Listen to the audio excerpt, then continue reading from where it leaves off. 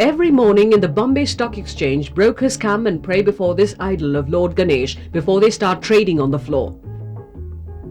The prayers may be chanted in different languages, but all of them carry the same message, a plea for unbounded profits.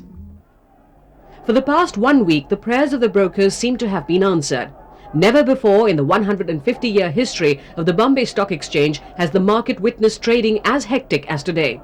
Never before have the bulls charged so ferociously, and never before has the BSE's sensitive index reflected a truer picture of India's economy.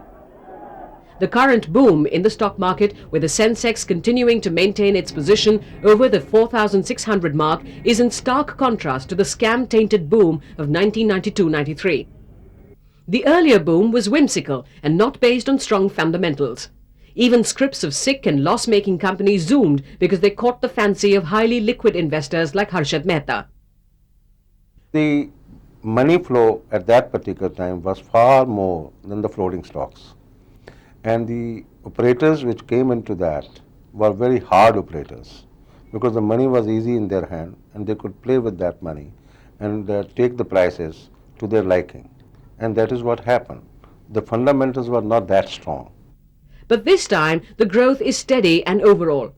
For instance, this healthy trend in the capital markets is attributed to several factors, beginning with a good monsoon season.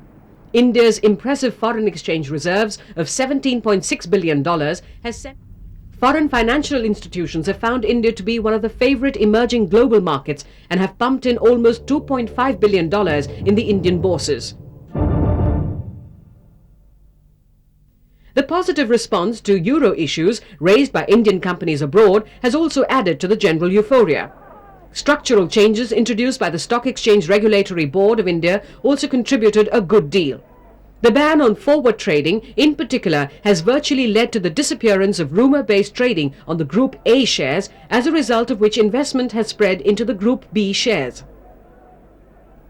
Thanks to all these factors, brokers are confident that the BSE index will continue to hover above the 4,600 mark in the coming weeks.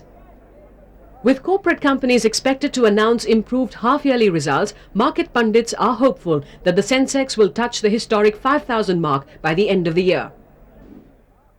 By the end of the year, I do feel, by the end of the financial year, it should cross definitely more than 5,000 because the working results of all the corporate bodies, which will be forthcoming now in October and November, they should be far, far better than the last 6 corresponding months.